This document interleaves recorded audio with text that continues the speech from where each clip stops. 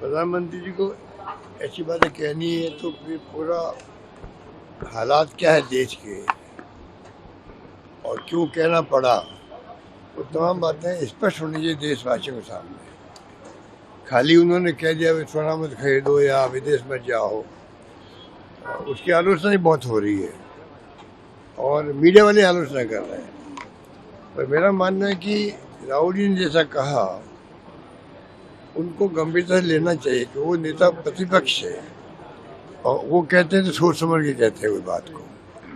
और जिस प्रकार उन्होंने एकदम, या तो उनको अभी दरें बढ़ानी होगी, उनकी हवा बढ़ा रहे होंगे, ज़्यादा संभावना यही लगती है जो राहुल जी ने बहुत पहले ही कह दिया था कि चुनाव समाप्त होते ही दरें बढ़ सकती है। भूमिका के रूप में मैं देखता हूँ उसको, तो भूमिका बांधी है प्रधानमंत्री जी ने और उस रूप में मैं देखता हूँ उसको। बाकी मालूम पड़ जाएगा क्या स्थिति बनती है, तो स्थिति स्पष्ट करनी चाहिए। ये कांग्रेस अपना प्रोसेस, बीजेपी ने भी 10 से 12 दिन लगाए हैं। राजस्थान में क्या हुआ था, कितने दिन लगाए थे। ये दूसरी पार्टी में क्या प्रोसेस एडॉप्ट कर रहे हैं उसमें कोई टिप्पणी करने का किसी को अधिकार नहीं है। और बाकी बंगाल में जो कुछ हुआ वो एक प्रकार से इतिहास में कलंक के रूप में माना जाएगा। पूरे इतिहास के अंदर बंगाल में जो कुछ भी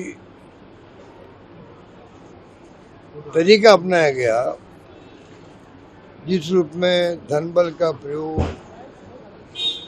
पूरे मुल्क में तो जब चुनाव होते हैं तो करीब 3.5 लाख लोग लगते हैं, CSF के या जो पुलिस वाले होते हैं पूरे देश के अंदर। और पूरे बंगाल में 2.5 लाख लगा दिए चुनाव में, असेंबली के अंदर। SIR के रूप में 90 लाख से 27 लाख आ गए।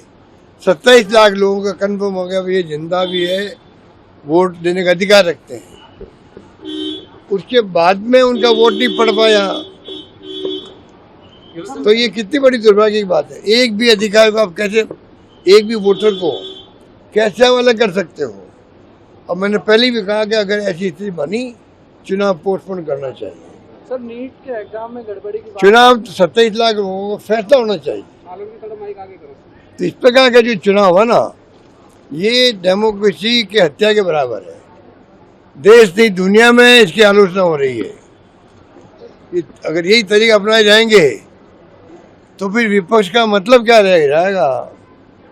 इसका मतलब मोदी जी जो बोलते थे पहले, विपक्ष या कांग्रेस मुक्त भारत पहले बोलते थे, फिर कहने लगे विपक्ष मुक्त भारत। तो अगर विपक्ष ही नहीं रहेगा तो फिर आप सोच सकते हो देश में क्या होगा।